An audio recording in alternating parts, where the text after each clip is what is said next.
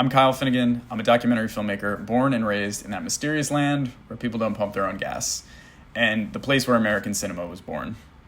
New Jersey's place in early filmmaking has always inspired me because I think all early filmmakers were experimentalists, inventors, magicians, pioneers, seeing how far they could push the new medium.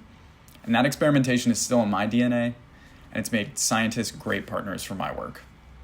I believe documentaries are just as much research as they are art, starting with questions and the hope of getting a better understanding of the world we live in. Finding answers is a nice bonus, but I'm just as happy to spark audience discussions and pass my curiosity onto them. In the past few years of documenting science stories, I've learned how asking basic questions lay the foundation for innovations that we're not always able to predict, which I think is really exciting. But maybe the biggest question I'm hoping to answer is, well, why should I care? It's my hope that my work inspires audiences to see the ways that culture and science are all tangled together, and hopefully get them to participate in adding their perspective to both of those things.